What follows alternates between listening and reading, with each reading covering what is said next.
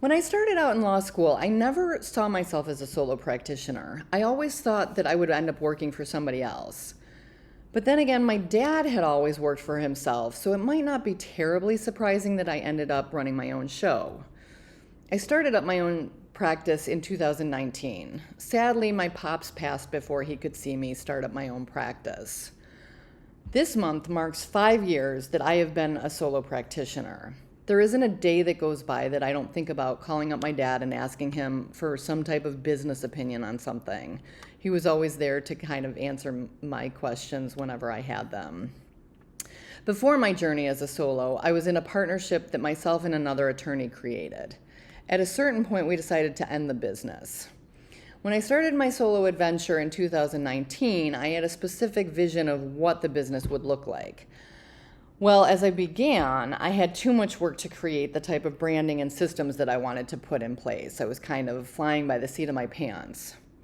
Everyone always told me that being too busy was a good problem to have, but I'm of the view that problems by definition aren't good.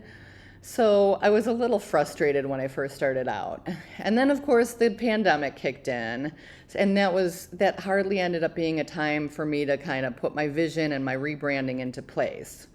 Well, fast forward to late 2023, early 2024, and I was finally able to roll up my sleeves and start working on that rebrand and putting in systems that I would be happy with. I started working with a marketing company to help me out. For the rebrand, I described myself as fun but kind of serious. Somehow the designer completely got me. And the initial mock-ups of the website were basically perfect, and we barely did any revisions.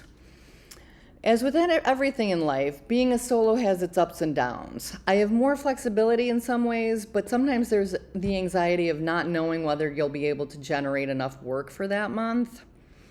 I do enjoy working on my business and working in my business and working with clients, but I certainly understand that working for yourself is not for everyone. People think that small business owners don't have bosses. We actually do. Our bosses are all of our clients. It might be only a temporary boss situation, but they're still your boss for that time.